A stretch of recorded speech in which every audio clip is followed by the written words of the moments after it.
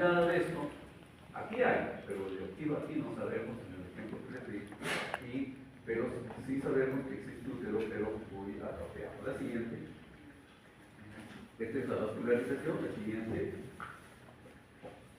En la vulva tener en cuenta la vascularización especialmente para el momento del parto. Si bien es cierto, muchos de ustedes serán ginecólogos, obstetras, pero a nivel del país quien atiende los partos normales generalmente son las obstetrices, pero en toda la época de formación los médicos atienden partos.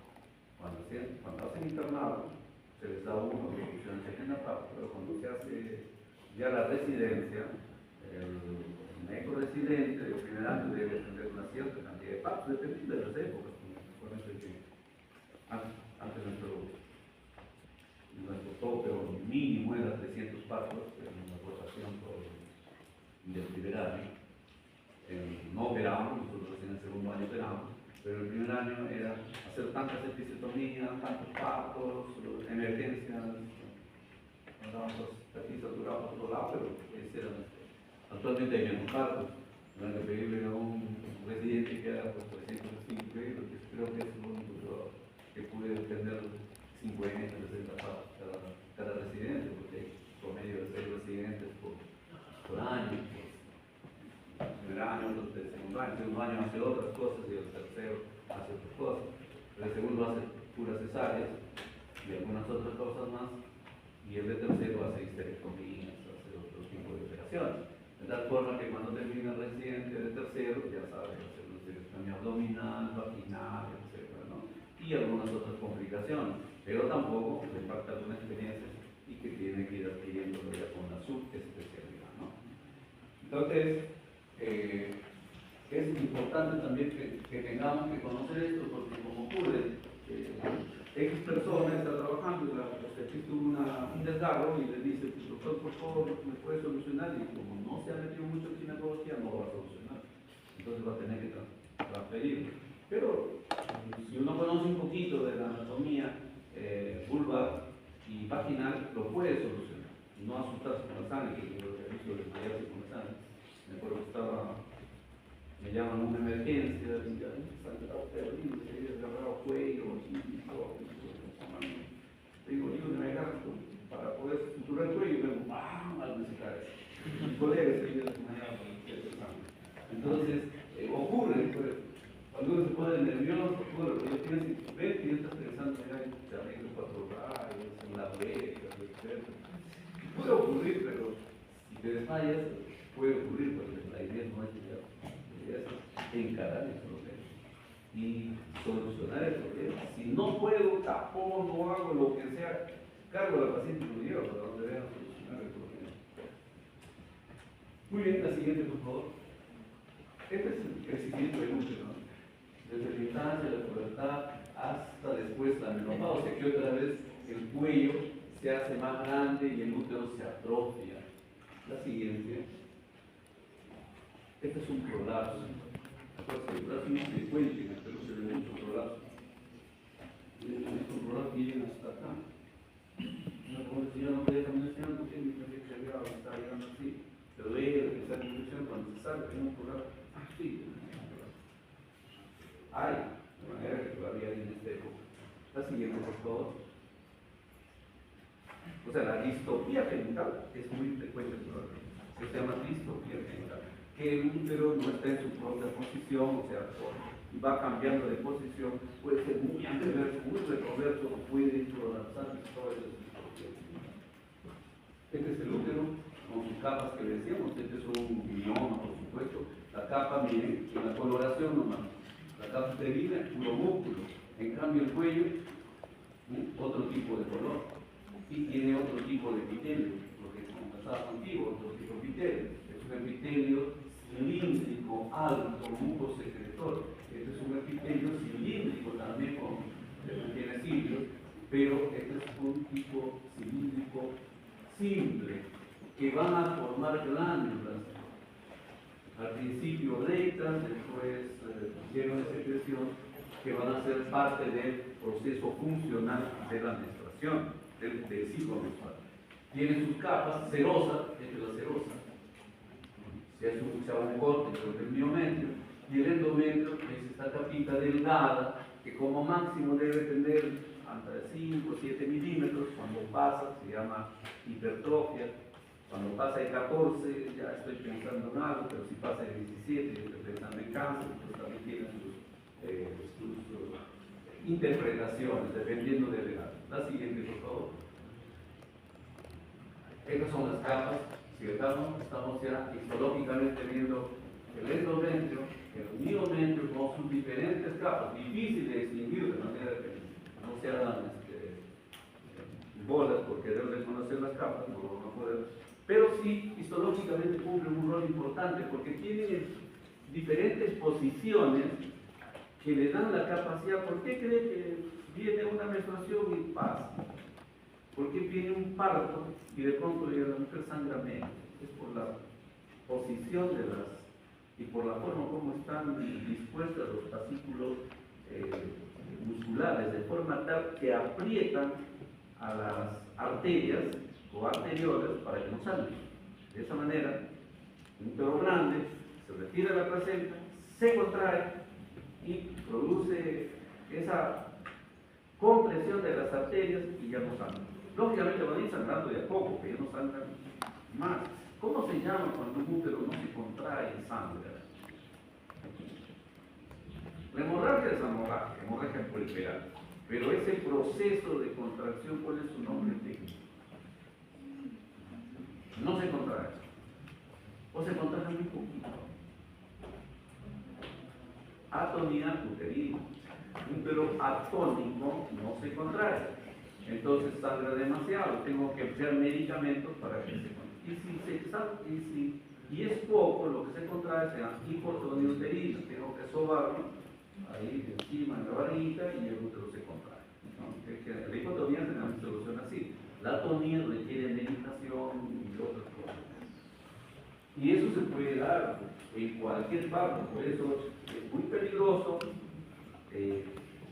después de 2 partos. El primero es raro, pero se puede dar. En el segundo puede ocurrir, pero después del tercero las atonías son más frecuentes o las hipotonías. Por eso se recomienda a los niños. ¿Cuál es la causa principal de muerte materna en el Perú? ¿Quién sabe?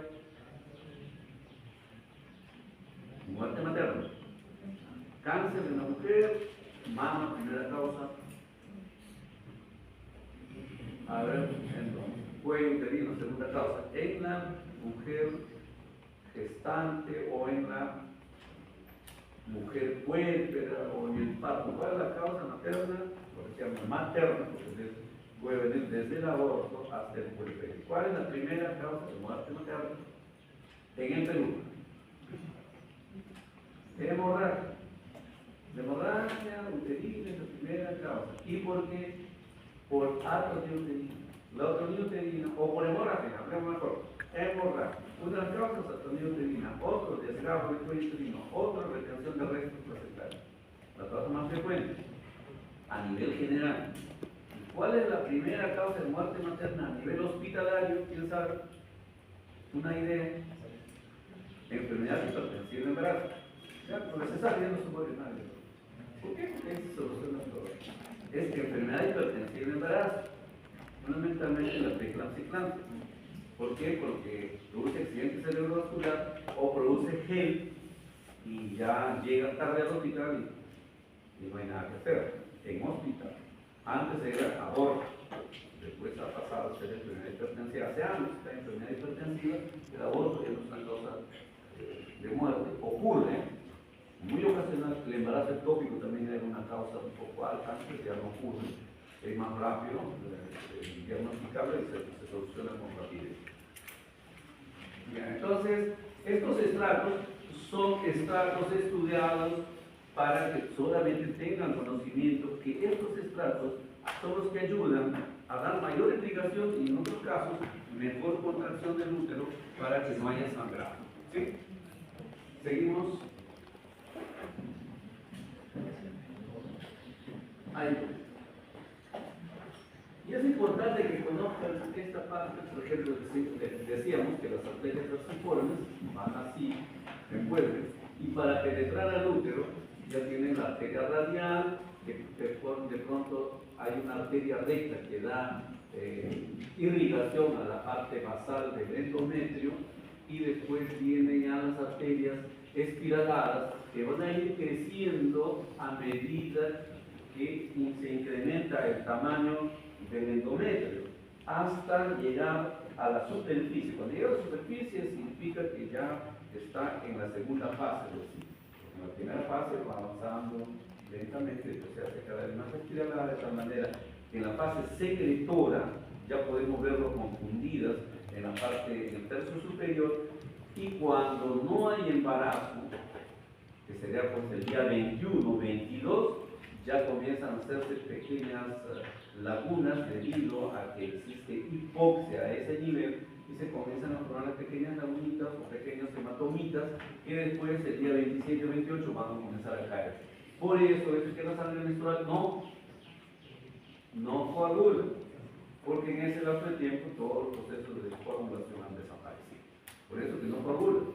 La sangre menstrual va cayendo de las zonas, nadie sangra un solo día. Va sangrando de una zona que ya se desprendió, y en ese momento comienza a regenerarse en esa zona.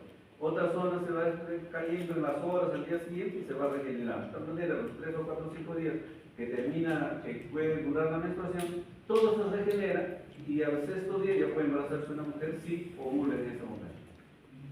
Por eso es peligroso el uso de los métodos naturales, porque el primer ciclo puede durar bastante como puede durar poco. El segundo ciclo dijimos que es constante. ¿Por qué? Porque si 7 días después de la ovulación no hay embarazo, comienza todo este proceso, va a haber ya todo ese proceso de escamación que cuando viene la menstruación, y el día que termina la menstruación, el día 14, ya comienza todo el próximo ciclo. Así. Y es el próximo ciclo que está trabajando. Entonces es muy difícil, por eso cuando hay un método de ritmo, digamos, la mujer tiene que tener unos 6 meses de menstruación más o menos regular para decir, mire, yo salgo cada 28, cada 30, 28, 30. Entonces voy a hacer a la mitad, 5 días antes, 5 días después no va a tener relaciones, esos 10 días. ¿Por qué? Porque en ese momento estoy ovulando y es la fecha más difícil o más fácil para embarazarme, entonces ahí mejor no tengo relaciones. Pero si hace su marcaje y tiene un mes 26, el otro 36, de pronto el otro 28, el otro 40, mejor que no se dedique a ese método anticonceptivo, tiene que usar métodos modernos. ¿Cuáles son los métodos modernos? Puede ser anticonceptivos orales, puede ser ampollas de mes, puede ser implantes subdénicos, todo lo que hay en el mercado, dependiendo de su organismo. ¿Okay? Ya, la siguiente, por favor. ¿Pueden leer una pregunta? Leamos más. Ya lo tienen, si no han contestado, no hay problema. No les hace tiempo. La siguiente. Entonces, como dijimos hace un rato, el útero es, digamos, la incubadora más importante que existe en el mundo. Gracias a eso estamos aquí, gracias a eso estamos conversando. Y gracias a las mujeres, porque tienen útero y tienen hijos. Y gracias a los hombres que tienen espermatozoides. Bueno, entonces, eso es un embarazo general, por ejemplo. Ojo, cuando ya lo tienes así de sentaditos al final, termina el parto, termina en cesárea. Si lo tienes a los dos de cabecita, puede ser por parto normal. Si tienes a uno, el de abajo, de cabeza, y al otro en podálico, no hay problema, puedes terminar todo el parto normal. Pero si tienes al primero en podálico y el otro en cefálico, es cesárea también, porque se va a aprisionar cuando comience, se va a engatillar, si no va a salir. La siguiente, por favor. Este es el útero.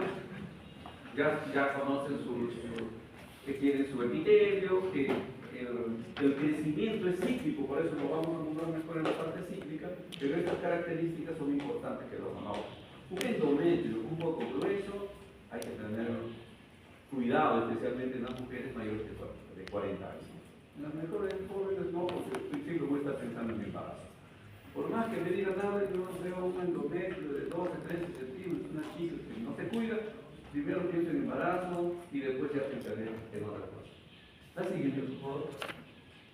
Esto es lo que ya conocen, esta es la relación que existe entre el ovario, las hormonas, el útero con su, este es el útero, pero los estrógenos que influyen en la primera fase y la progesterona que influyen en la segunda fase. Entonces, esto lo vamos a ver así.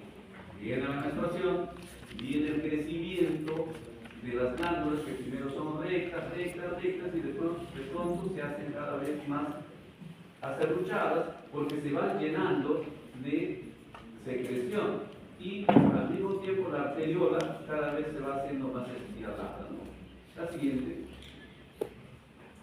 Entonces tenemos el endometrio proliferativo. El endometrio proliferativo, como su nombre indica, ¿qué existe?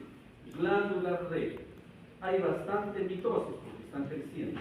El endometrio es bastante proliferativo y sus glándulas no tienen secreción. Esa es la característica de un epitelio proliferativo, incluido por los estrógenos. La siguiente. Y así se ve histológicamente.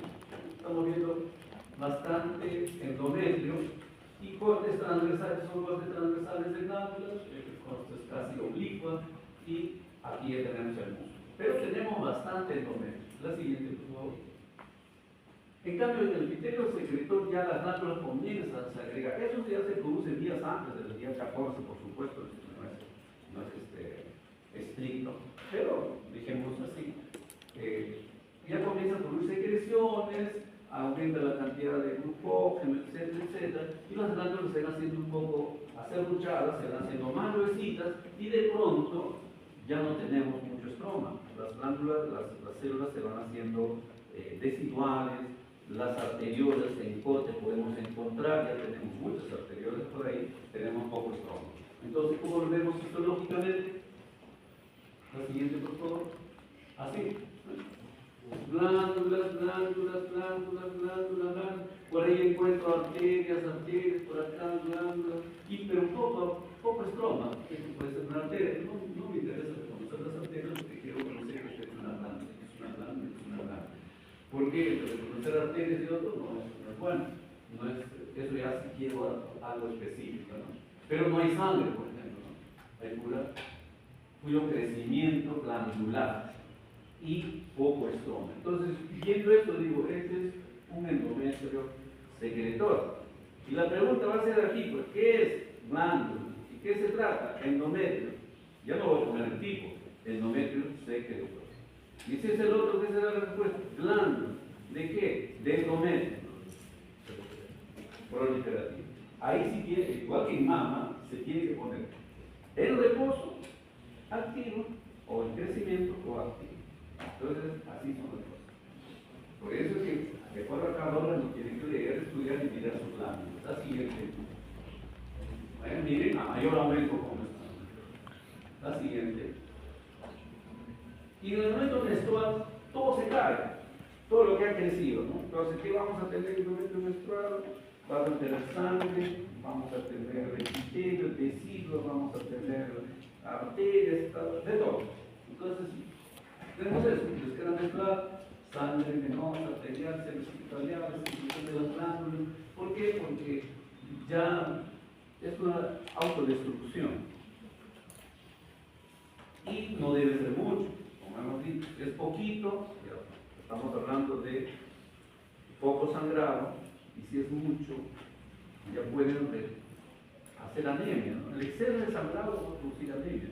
Una chica que pierde todos los meses 200 mililitros, 200 mililitros, 200 mililitros, al año va a tener 11, 9 de hemoglobina, porque el organismo va a ir, o sea, ¿en qué tiempo el crecimiento de los hematíes, promedio de vida de los hematíes? 120, entonces necesito 120 para completar. Entonces, si voy completando de los 270, 70, a la larga estoy aumentando en 10 meses 700, pero en 10 meses he perdido 2000, entonces estoy en déficit de 1300 y obligatoriamente voy a hacer anemia, ¿no? Entonces, eso es lo que pasa. Pero también hemos tenido casos de jovencitas que pierden muy rápidamente en un ciclo 500, 600, 700, y en 2 o 3 meses llegan a anemia severa. Hay que tratarlo. La siguiente, por favor.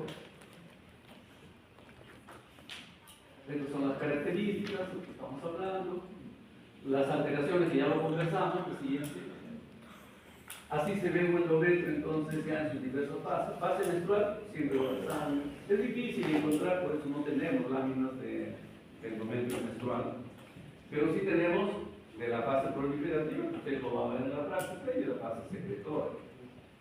La siguiente, por favor. ¿Cuál es la pregunta que ya tienen ustedes? Ya lo han resuelto, si lo han resuelto, me dicen. La siguiente. Es una de las características las patologías más frecuentes en el neonato superior en sus diferentes formas. La siguiente. Así se ven, muchas se ven así. Un día operaba una chica, una mi amiga que es toda, siempre me llama, no se pudo embarazar. 13 miomas, 13 operaciones, todas. Ni una era así, todos eran así, así, y así. Entonces ya, eso cuando aparece así se llama polio, porque tiene un película. La siguiente, por favor. Causa más frecuente de sangrado y de no infertilidad, de sangrado. Tuve el caso de una chica que a unos 20 años tenía, honestamente tenía más de 1000 miomas. ¿Cómo se embarazó? No sabía. Le hice una cesárea.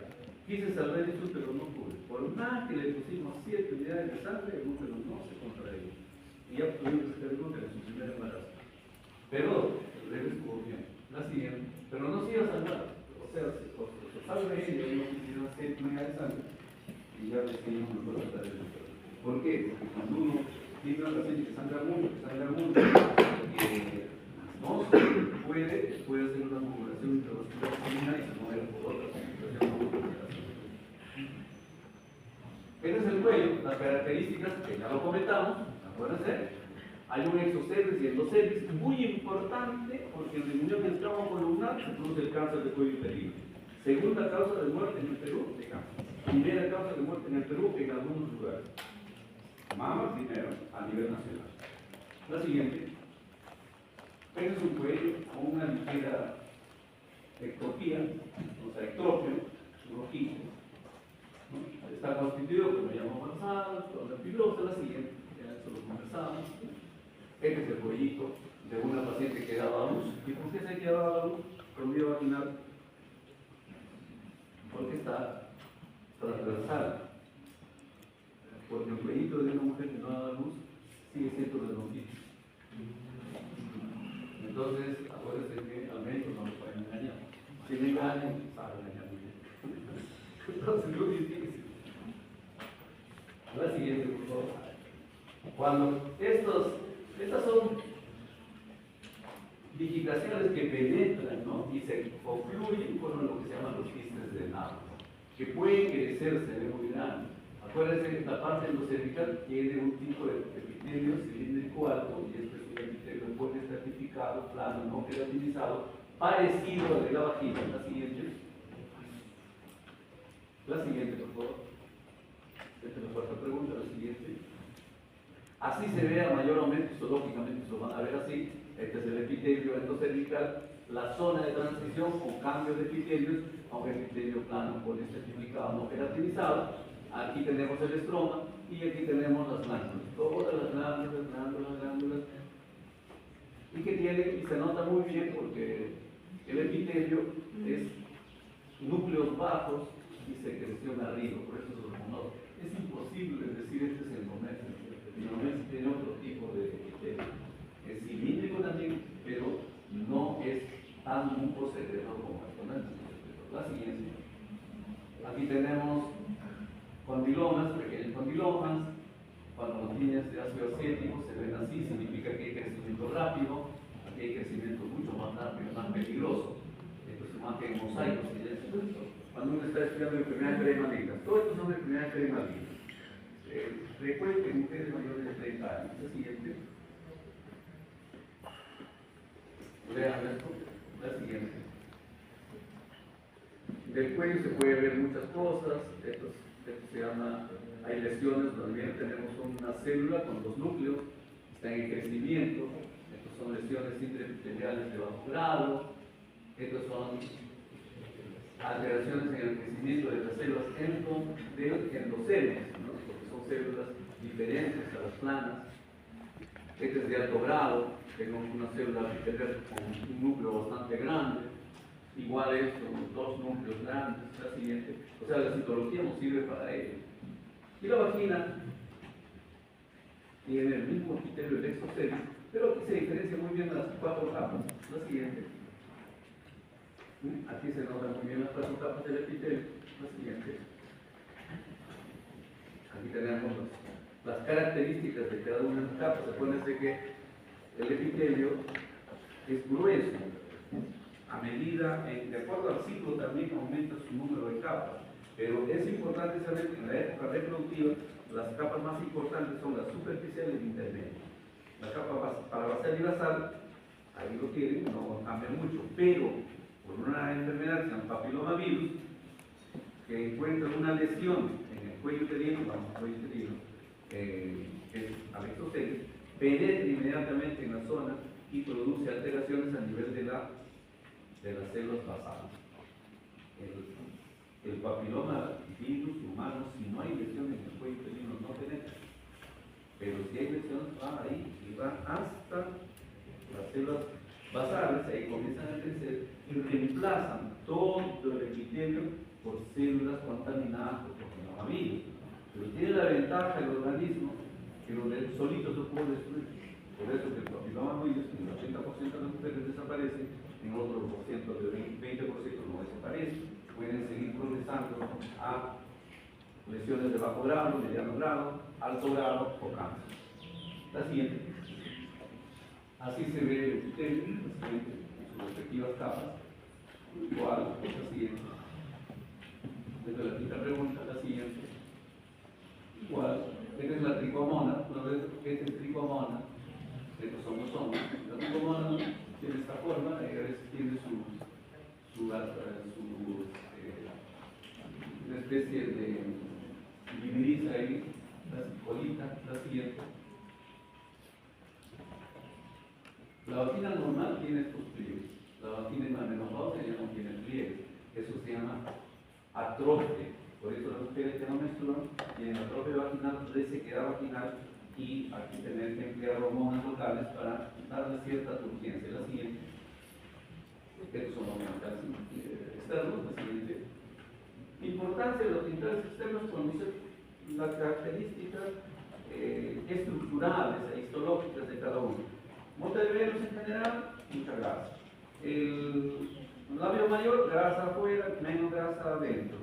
Menos vello adentro, más vello afuera. ¿Qué tienen? Glándulas sudoríparas y glándulas sebáceas. Labios menores no tienen glándulas sebáceas, no, pero no tienen folículos pilosos, que sí tienen los. El himen es fibro muscular, generalmente en la parte externa tiene algo de queratina, en la parte interna no tiene. Entonces, en los labios menores tienen, en la parte externa puede tener, y generalmente tiene más cantidad de melanocitos que los labios mayores. En los labios mayores hay músculo que no tiene labios. Entonces, esa característica tiene que conocer. Y después también existen, acuérdense, la glándula de Bartolino, que es una glándula que se inflama con mucha frecuencia y hay que estar operando con regularidad. La siguiente. Esta es la histología del labio mayor, del labio menor. Miren, aquí tenemos muchas glándulas sudoríparas, glándulas sebáceas, folículos pilosos. Aquí solamente glándulas sebáceas. La siguiente. La siguiente.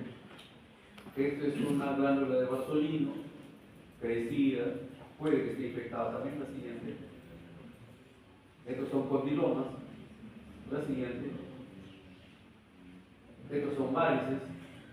La siguiente. Estos son normalmente candidiasis, ¿no? Son como leche cortada. Este es Gardnerella, que es más fluido. La siguiente. La siguiente. Este es un